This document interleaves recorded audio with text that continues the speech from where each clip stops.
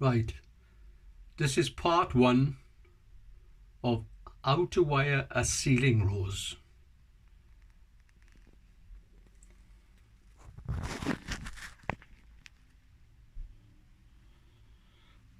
First of all, we get the cable.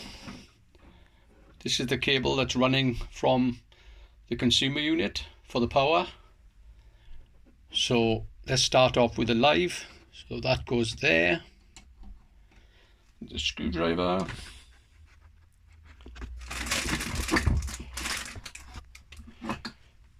Screw the live.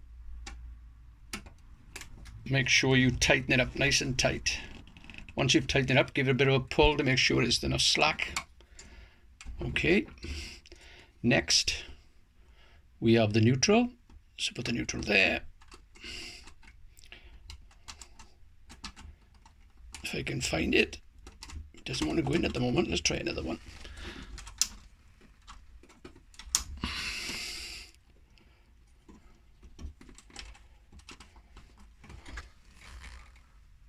Right, okay, that's the neutral.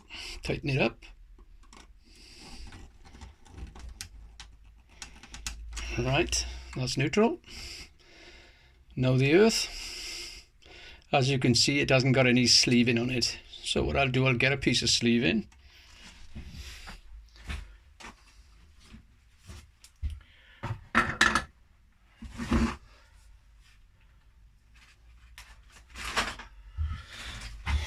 Measure the sleeving, see how much we need.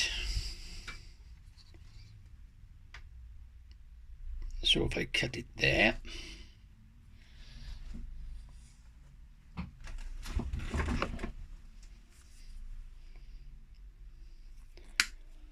In fact, the actual earth wire is a bit long, so I'll cut it with the snips. Back of it. Okay. Put the earth sleeving over the earth. Right, screwdriver. Slacken off the earth screw.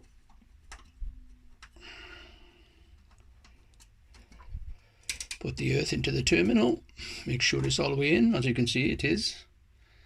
Tighten.